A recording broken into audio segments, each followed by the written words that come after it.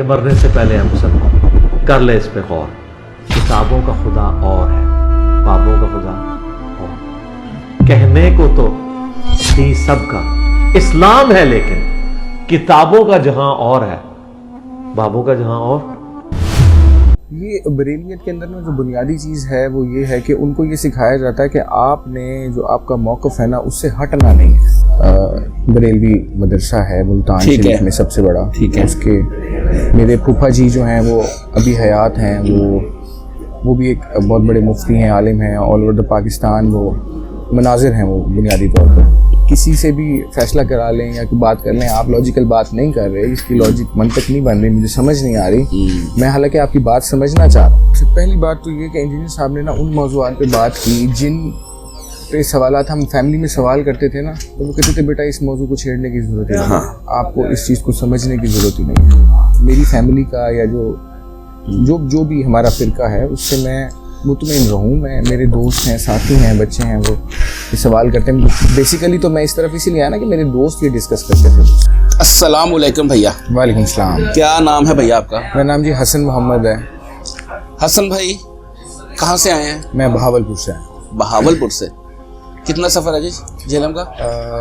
होगा 10-11 घंटे, 10 घंटे का तो होगा। 10 घंटे का। चलिए, वेलकम आपको झेलम अकेडमी में। आपने इतना लंबा सफ़र किया, खैर खैरियत थी, कैसे आना हुआ? मैं सिर्फ इसी सिलसिले में आया। अकेले आए हैं? हाँ जी, अकेले। अच्छा हसन भाई ये बताएं, इससे पहले जो आपका मकतबा फ़िक्र था। हाँ, मैं थोड़ा सा अपना फैमिली बैकग्राउंड बता दूँ। जी बताएं ना। मेरा ताल्लुक एक बरेलवी फैमिली से है। सही है। और ठेठ बरेलवी फैमिली से है।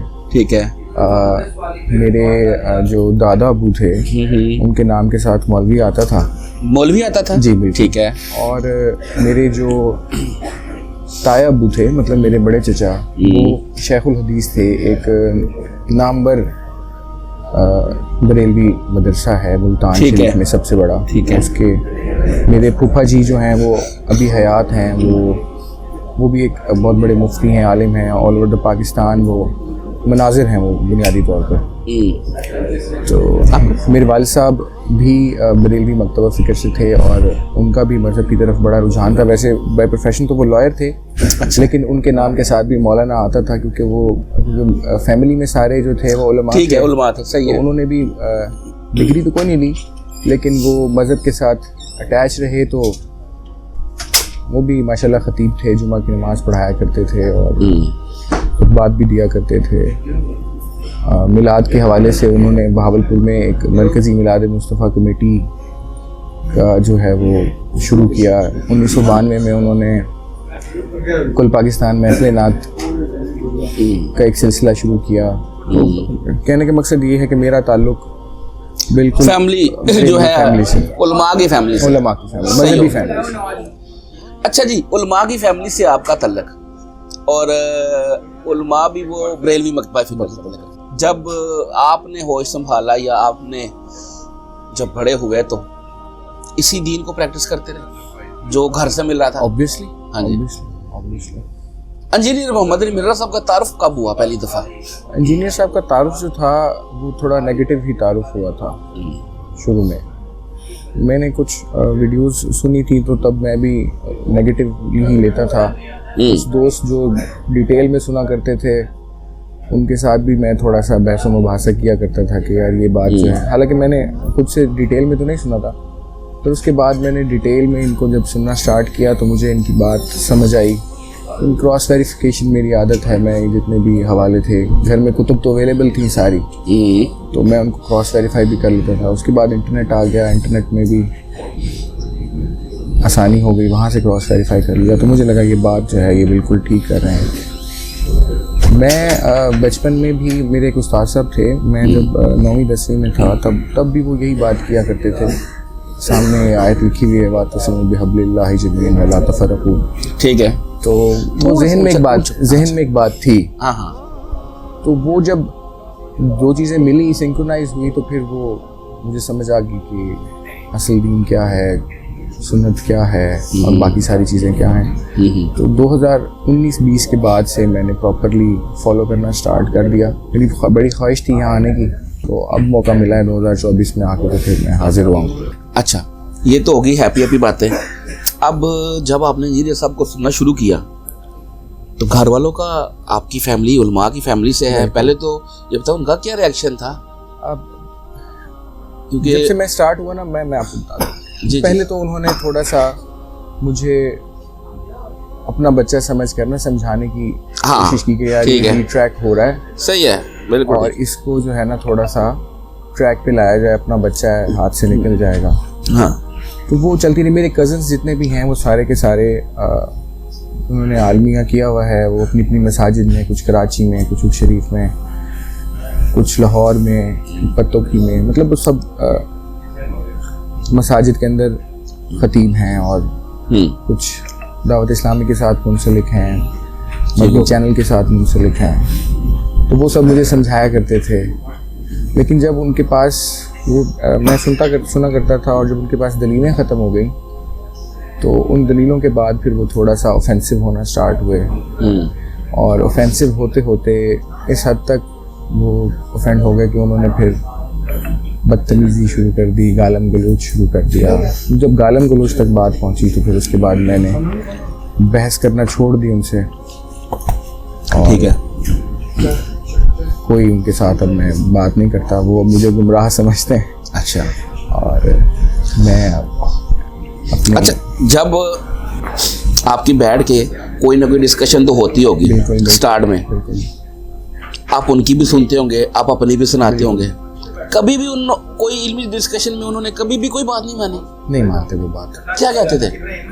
तो घर वाले थे ना, ये तो बाहर वाले तो डंडी मार रहे थे, हम कहते हैं वो नाच गया है, कीता है कि, तो आप तो आपकी तो फैमिली वाले थे, तो ये क्या कह रहे थे? मैं वही अर्ज कर रहा हूँ, ये बरेलियत के अंदर ना जो बुनियादी चीज़ है वो ये है कि उनको ये सिखाया जाता है कि आपने जो आपका मौक़िफ़ है ना उससे हटना नहीं है। पहले आप जिस हद तक आपका दिमाग काम करता है आप उस हद तक उसको चलाएं, आपको जो वजह मिलती है, जो उसका जवाब मिलता है उसको देने की कोशिश करें। लेकिन जो उनके जवाब होते थे ना वो इलॉजिकल जवाब होते थे। ठीक है, मेरी जो फीमेल कज़न्स हैं वो भी सारी आलम दीन हैं, तो ग्रुप व्हाट्सएप ग्रुप्स में डिस्कशन होती थी। तो आज तक मुझे किसी भी एक बात का, मेरी उनके साथ मेजॉरिटी डिस्कशन जो होती थी वो ये बाबों वाले मामलात पे होती थी। ठीक है, आला हज़रत वाले मामलात पे होती थी। वो आला हज़रत की बड़ी उनकी फॉलोइंग है, ताजुल शरिया के नाम से वो उन्होंने अपनी कैंपेन्स भी वो चलाते हैं। खैर, तो वो आला हज़रत की किसी भी बात को वो उस तरह से ऑन नहीं करते, हर बात की वो तावील बना के पेश करने की कोशिश करते।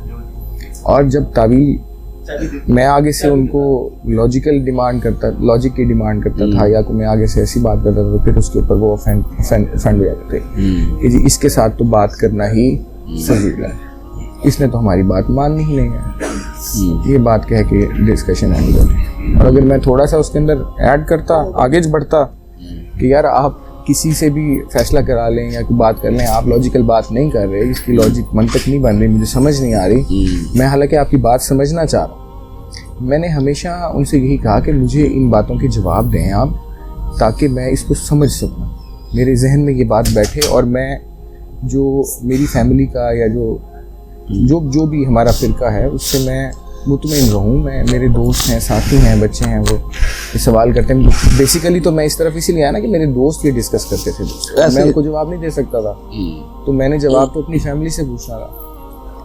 तो जब वो जवाब नहीं दे पाते थे तो फिर यहाँ तक बात पहुँच गई। अच्छा, इस वक्त स्टेटस ये है कि वो आपसे इस टॉपिक में बात ही नहीं आप करते? मेरे साथ कट ऑफ हो गए हैं वो। अच्छा, हमारी बात ही नहीं होती, बोल चाली खत्म। रहते हो देखिए घर में? नहीं, मेरा घर तो बहावलपुर में है। अच्छा, अपने घर हैं, चचाजाद हैं कुछ। नहीं, वालिद साहब और वालिद साहब की उनका क्या स्टेटस है? वालिद साहब की तो डेथ हो गई 2005 में। ठीक है, वालदा के साथ एसएच मैं इस मौजू पे बात। और भाई है कोई? भाई नहीं, मैं अकेला। अच्छा, आप अकेले हो, ठीक हो गया। अपनी फैमिली में ठीक है मसला, अपनी फैमिली में, बाकी रिलेटिव्स के अंदर कुछ मामला।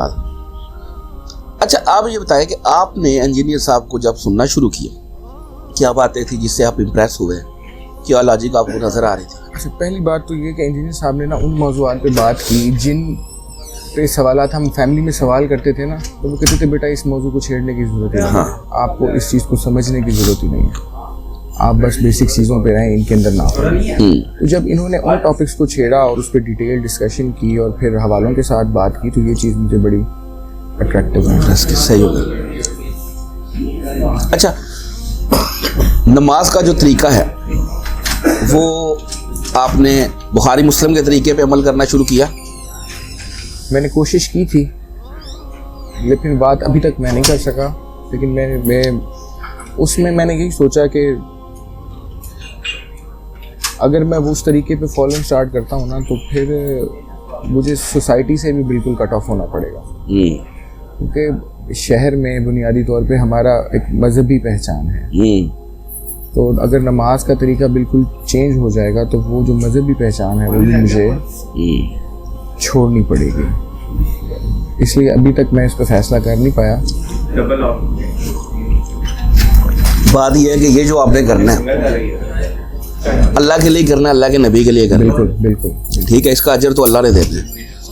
आप सल्लल्लाहु अलैहि वसल्लम ने जो नमाज पढ़ी है, इंजीनियर साहब तो ये दावा करते हैं कि इजमा है शिया सुन्नी दोनों में रफुल हिदायत है। बिल्कुल ठीक हो गया, बगैर रफुल हिदायत के नमाज पढ़ी नहीं। बिल्कुल।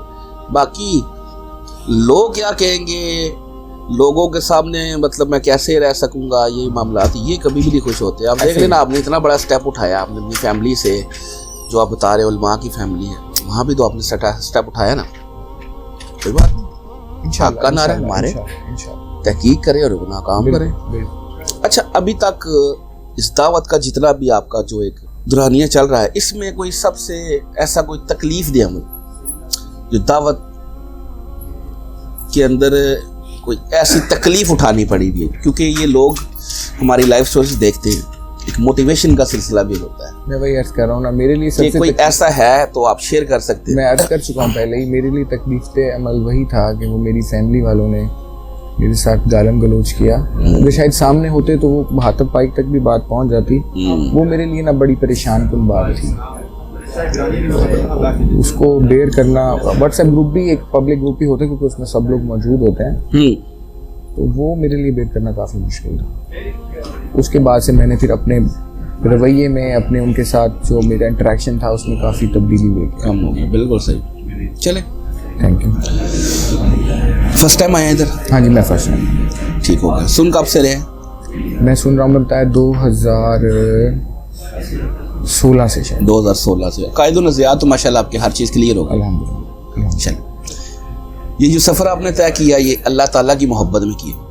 अल्लाह ताला ही आपको इसका अजर दे और अल्लाह ताला आपके साथ आसानी वाला मामला ता फरमाए। आज इंशाल्लाह आपकी इंजीनियर साहब से मुलाकात भी हो जाएगी इंशाल्लाह। जी, अच्छा लगा आपसे बात करके। अभी आप बैठे। Thank you. जज़ाकल्लाह। और फिरकों की दुकानें बंद, द डैमेज डन।